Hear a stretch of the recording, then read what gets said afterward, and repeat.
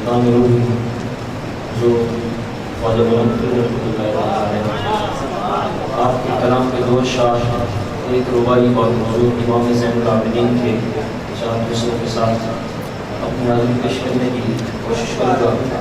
दुआ फरमाएं अल्लाह मुझे मेरी समझ के अंदर बरकत अता फरमाएं। मेरी एक गुजारिश है, आप तवज्जो से सुने। मेरे लिए आपकी सबसे बड़ी नाज और सबसे बड़ा नजराना यही है कि आप तवज्जो से सुने। मैं पढ़ता हूँ वक्त को साथ एक मरतबा दुरूद व सलाम पेश करें। सल्लल्लाहु अलैहि